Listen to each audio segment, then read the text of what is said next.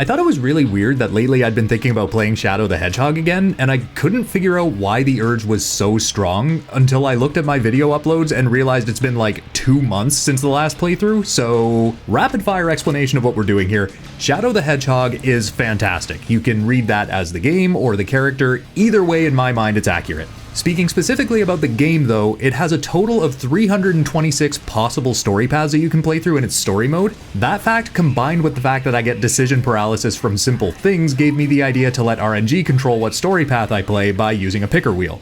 And since I like to criticize things, I'll also break down whether the story we go through makes any sense, because let's be real, 326 individual stories won't all be created equally. Everybody up to speed? like speed, like fast, like gotta go like the hedgehog. Please laugh. Anyway, let's determine what story path we'll be playing through. Mods, spin on it crazy style.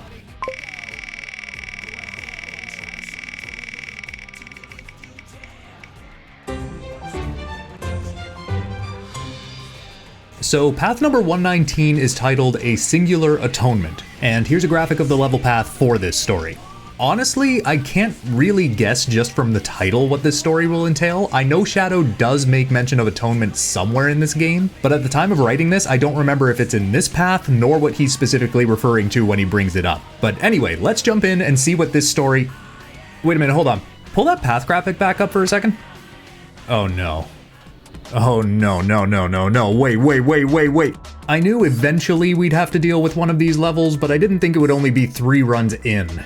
I'll explain exactly why I'm terrified of the Doom when we get there, but needless to say, for those that know this game, I'm gonna need alcohol. We start with the same events as always. Shadow, who has lost his memory, is struggling to piece together what little he remembers of his past, including images of Maria getting a taste of the old blicky, when the Black Arms alien army starts attacking Westopolis in the distance. Shadow initially doesn't care about this, but Black Doom, the alien's leader, appears and basically tells Shadow, without explicitly saying it, that he knows who Shadow is and that Shadow should gather the Chaos Emeralds as part of some deal that was made in the past. This sets Shadow off into the city to see what's happening and to start tracking down emeralds. This brings us into Westopolis, where we can begin making questionable moral decisions. For our path today, we'll be taking the neutral route out of Westopolis, which in short means we get to tell both Sonic and Black Doom to shove it and just focus on finding the Chaos Emeralds in the city. Given that Black Doom only initially said Shadow should gather the Chaos Emeralds and not specifically that he should help with the war effort, this does track story-wise, so we can move pretty swiftly on from here. We're then treated to the same cutscene that we will always see coming out of Westopolis, no matter which mission we complete. The Gun Commander, Gun being basically Earth's army, is being briefed on the Black Arms invasion. TLDR, most of the world is getting the shit kicked out of them, and Shadow is also briefly mentioned, which makes the commander spin out a little bit. So obviously he's got a particular dislike for hedgehogs, Hogs's prick. The commander gives the order to kill Shadow if he's even seen near the Black Arms, and that's about it for this cutscene. Meanwhile, Shadow has collected both of the Chaos Emeralds in Westopolis, but Black Doom is pissed off that Shadow didn't collect them in the exact way he wanted. Doom brings up that Professor Gerald is connected to Shadow's memory situation, but before Shadow can press for details, he's forcefully teleported to Glyphic Canyon. Shadow remarks that Doom might be a little more powerful than he gave him credit for, and sets off into the ruins. Here we're given the option to essentially do the exact same hero mission as Westopolis, which is just take out more aliens, except this time with a Knuckles coat of paint, align with Doom to reawaken the ruined temple, or just find the exit to the area. Here Shadow carries out Doom's mission, which at first didn't make a lot of sense to me considering he just ignored Doom's request in Westopolis, but then I rewatched the cutscene before the level starts and it actually kind of tracks. Shadow mentioning that Doom is more powerful than he initially thought would actually set the stage nicely for Shadow to cooperate with Doom either out of respect for the power he supposedly has, or possibly because Shadow's a little intimidated. Either way, Shadow travels through the ruins and caresses Doom's big round jewels to release the power that's been welling up for the last 2,000 years, supposedly. That just sounds like it's going to result in a big cleanup job. Anyway, Shadow also grabs the Chaos Emerald and makes his way out. Afterward, we're treated to a completely irrelevant cutscene. No, seriously, it's not relevant to this story at all, but it does once again show us that the president of Sonic Earth has a framed picture of Sonic and Shadow Yahweh on his desk, which to this day, no matter how many times I see it, is absolutely hilarious. Moving on, I'm gonna rant. This cutscene is really short, but I have a problem with it specifically because of the first word Shadow says, and yes, I'm nitpicking here, bear with me. He teleports into this laboratory-looking room and immediately goes, "Where am I?"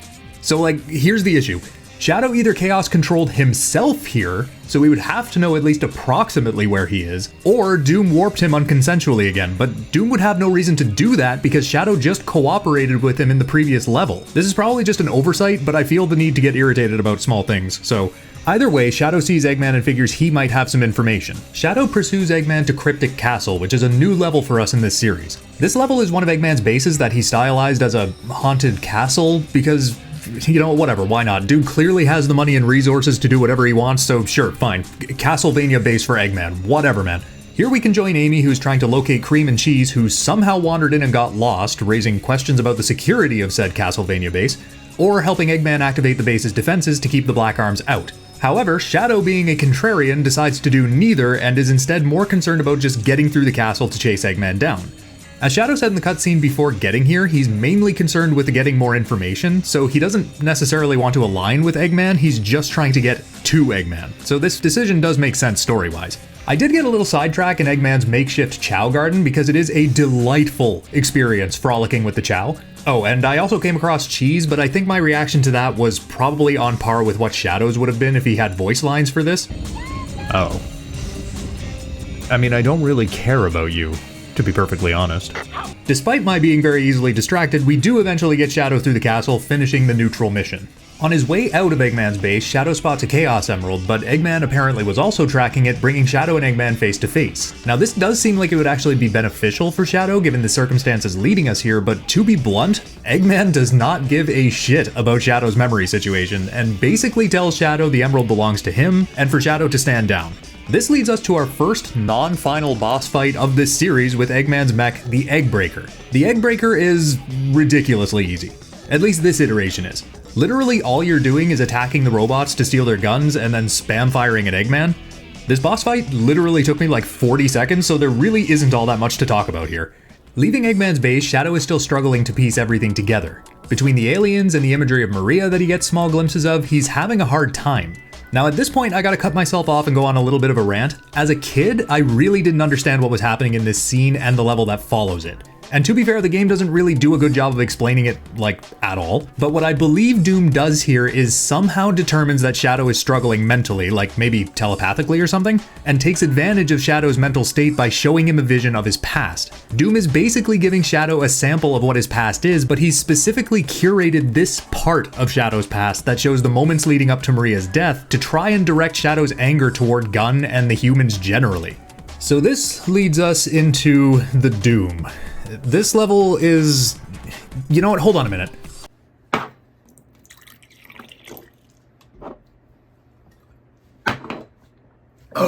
Sorry about that.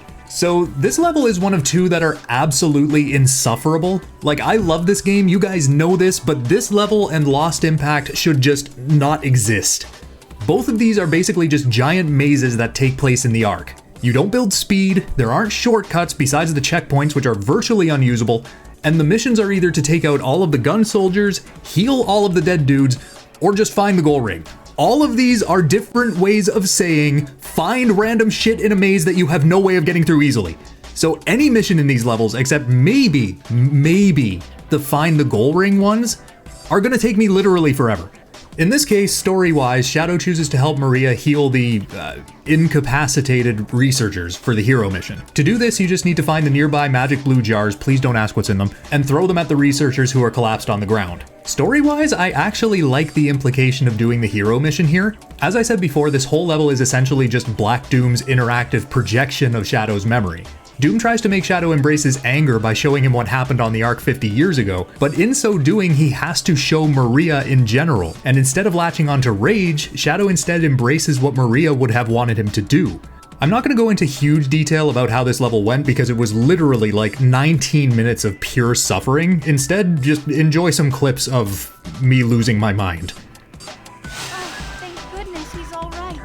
The heal unit side effect will make him dizzy for a while, but at least he's safe. The heal unit's side effects appears to have Thanos snapped him out of existence, dude. Please, go and look for one.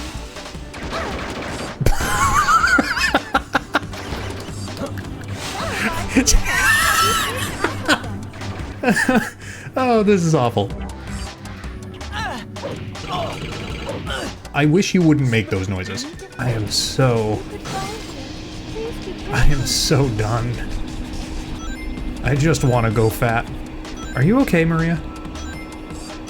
There he is! There he is! I think I just heard someone's voice. Very, very astute, Maria. Very astute. Been wounded by the gun. Shadow. There's Bro, no are one you more kidding me? You're not gonna give me the 2-in-1? After everything I've been through? After everything I've done for this company? Oh, Shadow, thank you. After we get all of that done, Doom essentially forces Shadow to relive Maria actually being killed in front of him. Obviously, this isn't an exact recreation of the memory, but I read this scene as Doom sort of getting desperate. He watched Shadow refuse to succumb to pure hatred and basically does anything he can to make Shadow angry. This does ultimately work, leading us to our second non-final boss fight with Heavy Dog. A weaponized gun, I don't know, hovercraft looking thing? This fight is also pretty easy. It just requires you to homing attack one of the missile launchers on the body of the vehicle first. This eventually rips the missile launcher off, allowing you to use it as your own weapon to lock onto more missile launchers, to knock more of them off, to give you more ammo to continue shooting at the vehicle itself. Basically, the more damage you do, the more ammo you get, which allows you to spam. It ends the fight pretty quickly once you get going, honestly. After his daily dose of Doom-induced PTSD, that was a lot of Ds, Shadow Chaos controls himself to another Eggman base in the jungle. It seems Shadow's pretty fixed on getting his information from Eggman at this point, which does sort of track, but he's immediately thrown off because as he warps in, he warps face to face with a Shadow android. This entire android plot point was also relevant in the last playthrough we did, but it basically has the same effect here as it did there. That effect being that Shadow is thrown even further into an existential spiral because he now has to question whether or not he's one of these androids on top of everything else he's dealing with. So Shadow takes off to pursue Eggman through the Iron Jungle level.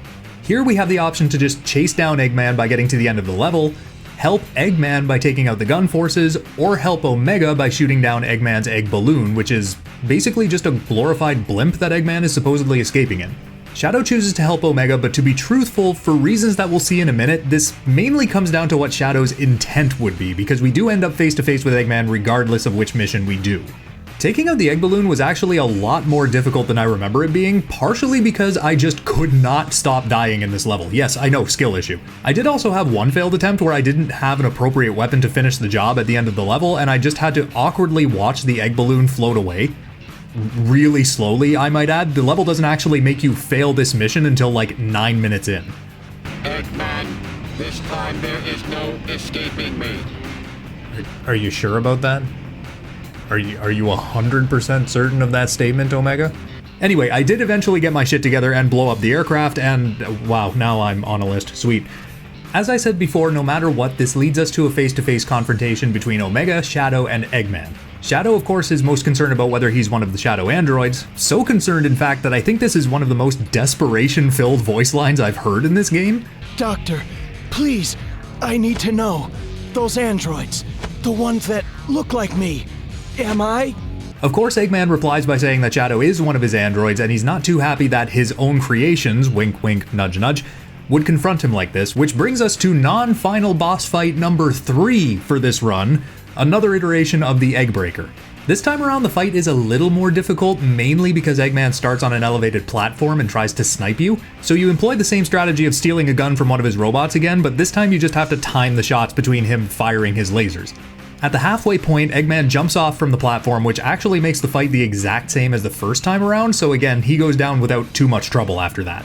For some reason, directly after the fight with Eggman, Shadow decides the best course of action is to randomly warp to the Ark. Admittedly, the jumping around randomly location-wise is one point that this story doesn't neatly address on its own. Anyway, Shadow is still understandably confused by Eggman's assertion that he's an android, but Shadow's introspection is interrupted by the gun commander approaching and addressing Shadow by name. Shadow's a little taken aback by this seemingly random guy knowing him, and despite holding Shadow at gunpoint, the commander is gracious enough to explain literally everything. The short version is that the gun commander grew up aboard the Ark and was actually close with Maria as well. He also first-hand witnessed Shadow's creation, a collaborative effort between Professor Gerald and Black Doom, which is kind of weird to think about, but understandably witnessing the face of Space Satan did traumatize the commander a little bit. Finally, the commander explained why he crashed out at the mere mention of Shadow. He blames Shadow for the fact that almost everybody on the Ark was killed, including his family. Which brings us back around nicely to the fact that the commander still has Shadow at gunpoint. The commander's intent is actually to kill Shadow here, but Shadow aura farms, avoiding getting shot and telling the commander that he accepts this as his past. This completely disarms the commander, implying that the commander assumed Shadow was just some bloodthirsty monster with no more to him. Dear God, this is going to be another one that's going to dump the entire plot right at the end, isn't it? Shadow walks away from the commander and we begin our final level, Cosmic Fall. This level takes place aboard the Ark, which is for some reason falling apart, and I say for some reason, not because it isn't explained, but because the Ark has seen a lot of bullshit since its introduction in Sonic Adventure 2, so I don't see why the black arms attacking it is having this effect, but whatever. The concept for the level is kind of cool though. You don't have a consistent next step as you're going through because major sections of pathway are just kind of like dropping in front of you. It's neat, and the music is really good too. Anyway, because this is the final level, we have two mission options. Do as Black Doom says and find the Chaos Emerald in the area, or help Vector to find the computer room! Shadow chooses to help Black Doom here, and you can look at this one of two ways. Either Shadow knows that Doom is at least somewhat responsible for his creation, so he trusts Doom enough to work with him despite Doom attacking Shadow's home, or, and I personally think this one is a better explanation, Shadow is more concerned about getting the Chaos Emeralds at this point. Nothing more, nothing less, Doom just happens to have the same priority, so Shadow goes along with Doom more out of convenience than anything else. However, in my haste, I made a fatal error. Vector was just so persuasive in his reasoning for wanting to find the computer room that I, for some reason, completed his mission instead of the one that we were supposed to do. And by the time I realized my mistake, I was already in the boss cutscene, so I couldn't reload my save. I'm not gonna lie, I crashed out really hard here, and I'm not gonna show the footage of that, but needless to say, I had to do this entire story path twice. And you guys know I like this game, I play this game casually. My problem was I was gonna have to do the fucking Doom again. But anyway, I did that, replayed the whole story up to this point, and when I actually pulled my head out of my ass, this level wasn't too much of a problem. There was one death that I found funny but also kind of bull, but besides that, getting to the Chaos Emerald was not a huge deal at all.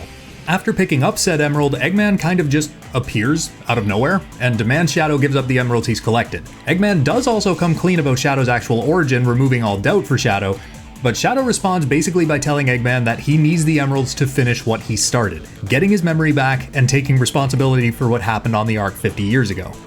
Why is this Shadow's story so based? He's like the most honorable and pragmatic Shadow I think I've seen. But anyway, that doesn't jive with Eggman, so he attacks using the Egg Dealer. That's 4 boss fights in this path, that's actually nuts. Anyway, we've seen this boss fight before and this fight is the exact same. The Egg Dealer, and I think all of the final boss opponents' fights actually, don't change even though the location you fight them in does. 3 sets of homing attacks, a little dash of Chaos Blast here and there, repeat until Eggman is pulpy, and that's it. After taking the Egg Dealer down, Shadow stands over Eggman with the Chaos Emeralds. Eggman complains that Shadow should be working with him since it was his grandfather who created Shadow, but Shadow proclaims himself as the Ark's protector and tells Eggman to leave, vowing to never let anyone violate the Ark ever again. And in literally the biggest power move Shadow could do, he just walks away from Eggman. He doesn't kill him, he doesn't engage anymore, he just leaves him there. So let's try and sew this up a little bit. I feel like the pieces are there for this story to make sense, but there's a little too much jumping around for it to be completely cohesive on its own, in my opinion anyway. Shadow starts off by being laser focused on finding the Chaos Emeralds in Westopolis. Despite gathering the emeralds though, Doom doesn't like that Shadow isn't being 100% obedient and dangles his knowledge of Gerald in front of Shadow to see if that makes him any more compliant. We're also introduced to the Gun Commander's hatred of Shadow, which is actually relevant this time around. In Glyphic Canyon, Shadow goes along with Doom because he figures that Doom is either more knowledgeable or more powerful than he initially thought, or possibly both. In any case, this doesn't really end up being fruitful for Shadow anyway. I have to speculate here a little bit, but Doom not giving Shadow any more details probably just led to Shadow leaving. Doom was trying to weaponize Shadow, and all Shadow wanted was information, which is probably why he ended up in the laboratory where he saw Eggman. Now, Doom's mention of Gerald after Westopolis probably pushed Shadow to pursue Eggman as a potential source of information here, but he approaches cautiously. He doesn't outright help Eggman in Cryptic Castle, but he doesn't end up going against him either. But even this doesn't really end up helping Shadow because Eggman only sees Shadow as an obstacle in the way of the Chaos Emerald. Eggman quite literally brushes Shadow's questions about his past aside, leaving Shadow with another potential avenue for information that just doesn't end up going anywhere. Because of this, Shadow ends up kind of upset, understandably. He's essentially been taken advantage of twice when all he's trying to do is find someone who can help him. Doom sees this as an opportunity to take advantage of what he perceives as a vulnerable mental state by showing Shadow Maria's death and the events of the Doom level, which one could also argue is a fourth wall break because Doom literally kills the player's brain cells at the same time, but anyway. Now in an even more confused and vulnerable state, Shadow again distances himself from Doom to try and track down Eggman at his base in Iron Jungle. But here Shadow is introduced to yet another existential question. Is he actually just a mass-produced Shadow android? At this point he has to confront Eggman again, he doesn't have a choice, but Eggman decides to lie to Shadow here, saying that he is an android. Now I can't say exactly what Eggman's motivation is in doing this, but we can probably assume Eggman sees Shadow's desperation as a means of making Shadow subservient to him. But this lie does shut Shadow down long enough to stop the conversation there and then anyway. After some thought, Shadow decides that Eggman's assertion that he is an android still doesn't make a lot of sense considering the vague memories he does have. And this could be why he decided to go to the Ark at this point. He knows that the Ark is significant in the real Shadow's memory anyway, so he could possibly find more answers there. Coincidentally, the gun commander is there, and I will say this part of the story isn't well written. I can't really overlook this. We go from seeing the commander once in the very beginning to him being the central, most important character in this story right near the end. I'm not saying it's impossible that this situation occurs like this, it's just the odds are astronomically low. Anyway, despite the commander being here to kill Shadow, he ends up being the only person who actually tells Shadow the truth about who and what he is. And that Shadow ended up being the reason, albeit indirectly, for everybody, including Maria and the commander's family, dying aboard the Ark. This scene basically tells us that the commander and Shadow are really similar characters actually. Where Shadow, at least when he was initially introduced, was seeking vengeance against humanity for the massacre aboard the Ark, the commander was doing the exact same thing here but from the opposite side, seeking vengeance against Shadow for the exact same event. They are literally two sides of the same coin, and the commander's hatred of Shadow actually makes him the most reliable source of information because he's not trying to use Shadow to his own ends, unlike Doom and Eggman. Shadow quite literally dodges the bullet with the commander and says that he accepts his responsibility for what happened, shutting the commander down entirely. This leads us to the final level where Shadow's seeking out the Chaos Emerald on the Ark during the Black Arms attack. He's not siding with Doom because he wants the Black Arms to win, he's doing what he has to do to ensure that the Emerald doesn't end up with anybody else. At this point, Eggman shows up wanting Shadow to hand over the Emeralds, but Shadow doesn't really care what Eggman says anymore. All he sees Eggman as at this point is a threat to the Ark. Taking Eggman down and securing the last Chaos Emerald, Shadow becomes the protector of the Ark, trying to atone for what he caused in the past by ensuring that no power-hungry warlords ever try to take the Ark for their own purposes again. Shadow even leaves Eggman alone after this fight in this story path, which is the only time this ever happens when Eggman is encountered as a final boss. In every other instance, Shadow either quote-unquote kills Eggman or at the very least continues attacking after he's down. Here he cements himself as the Ark's protector by making sure no more bloodshed happens aboard the Ark, including by his own hand. Even in an instance where it might be tempting or even warranted in the face of someone who only tried to take advantage of him when all he was trying to do was find the truth. So this story does end up kind of similar in overall structure to the last one we did. The end tells a really good story that sort of requires you to go back to the beginning and figure out how all of the early events weave into where you end up. In this case, the entire beginning of the story is just Shadow being taken advantage of by those he figures could help him find the truth, only to realize it's someone who wants him dead who ends up being the most trustworthy. He becomes the Ark's protector not only to ensure those who lied and took advantage of him can't use the Ark themselves, but also as atonement to the commander for what Shadow indirectly put him through. It's weirdly a very touching and sad story at the same time, but I did enjoy this one once I went back and pieced it all together. Some details really aren't well integrated, sure, but all in all, it is a good story. Thank you guys so much for watching. I hate to sound like a stereotypical YouTube guy, but please consider leaving a like if you enjoyed this. It helps to let me know that you want to see more of these videos and also helps push the video out to more people, so it is genuinely and generally helpful if you feel like doing it. Thanks again for watching, and I will see you in whatever I decide to do next. See ya!